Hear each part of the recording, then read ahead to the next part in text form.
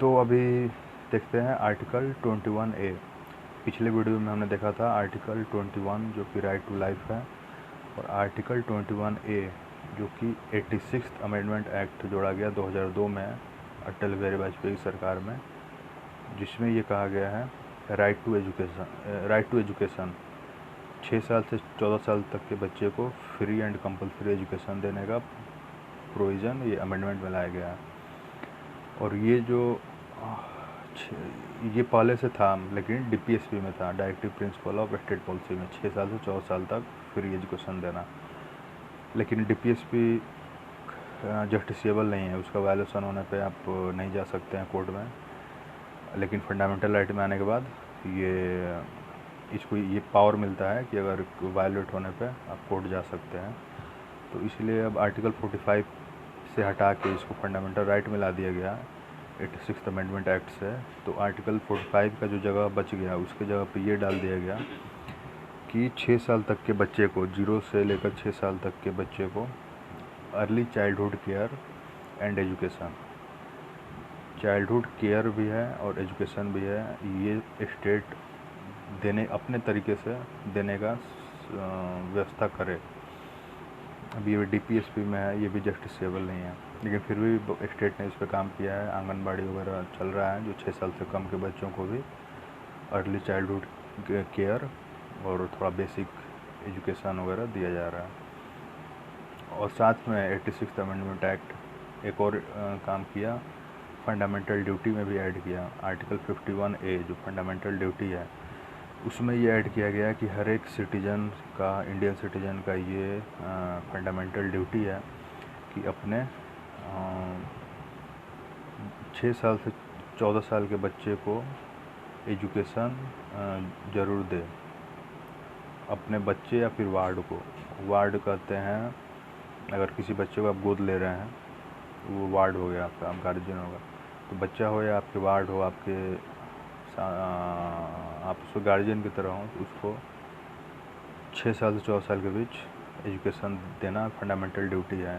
और ये भी जस्टिसेबल नहीं होता है फंडामेंटल ड्यूटी, इसका वायलेशन होने पे आप कोर्ट नहीं जा सकते हैं। लेकिन फंडामेंटल राइट 21A वायलेट होने पे कोई भी बच्चा चाहे तो वो सुप्रीम कोर्ट, हाई कोर्ट में जा सकता है, या उसके जगह पे कोई भी जा सकता है। और ये जो है, अब इसमें देखते हैं सुप्रीम कोर्ट ने क्या किया था। सुप्रीम कोर्ट ने जजमेंट अपना इसमें चेंज किया है। पहले तो सुप्रीम कोर्ट ने ये कहा था 1992 में कि राइट टू एजुकेशन कंपलसरी और एजुकेशन देना फंडामेंटल राइट है, और किसी भी लेवल तक का, हायर लेवल, MA PhD जो भी करना है, प्रोफेशनल इंजीनियरिंग, मेडिकल साइंस जो भी करना है, प्रोफेशनल कोर्स, ये सुप्रीम कोर्ट ने कहा था ये राइट टू एजुकेशन में आता है ये। लेकिन सुप्रीम कोर्ट ने अगले साल ही 1993 में अपने जजमेंट को चेंज कर दिया, और सुप्रीम कोर्ट ने ये कहा कि नहीं, कि 14 साल तक ही 6 साल से 14 साल के बीच देना, ये फ्री एजुकेशन ये स्टेट का को देना चाहिए। क्योंकि और उसके बाद 14 साल के बाद स्टेट अपने कैपेसिटी के अनुसार, मतलब इंडिया कितना डेवलप किया हुआ और कितना पैसा है, उसके आधार पे सरकार कोई अपना वैसे पॉलिसी डिसाइड करे कि 14 साल के बाद बच्चों को देना है कि नहीं देना है। जैसे फैमिली में होता है कि अगर आप बाद में कितना कैपेसिटी है इकोनॉमिक, आप आगे तक पढ़ा सकते हैं कि नहीं अपने बच्चे को, ऐसे ही सुप्रीम कोर्ट ने स्टेट को बोला है कि स्टेट, इंडियन गवर्नमेंट अपने कैपेसिटी को देखते हुए 14 साल तक तो कंपलसरी है, देना ही है। उसके बाद अपना कैपेसिटी देखते हुए स्टेट आगे का एजुकेशन कितना देना चाहिए फ्री, समय समय पे उसको चेंज करते रहे पॉलिसी को। जैसे अभी 14 साल तक है, हो सकता है 20 साल बाद स्टेट, इंडिया इतना डेवलप कर जाए कि उसको 16 साल कर दिया जाए, 16 साल तक। फिर 50 साल में इतना डेवलप कर जाए, फिर उसको 18 ईयर्स तक कर दिया जाए फ्री एंड कंपलसरी एजुकेशन। तो ये अमेंडमेंट करने का सुप्रीम कोर्ट ने ओपन कर दिया।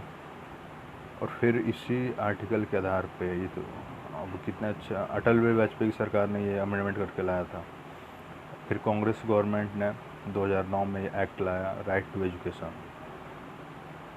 तो ये आर्टिकल 21 के आधार पे ही लाया, राइट टू एजुकेशन। इसमें ये दिया गया है फुल टाइम एलिमेंट्री एजुकेशन दिया जाए, मैं बच्चा पार्ट टाइम जॉब नहीं करे, फुल टाइम एलिमेंट्री एजुकेशन, और वो भी अच्छे स्टैंडर्ड स्कूल में, मतलब कुछ रिक्वायरमेंट पूरा होना चाहिए, स्टैंडर्ड होना चाहिए स्कूल का, ऐसे नहीं कि कोई भी स्कूल में।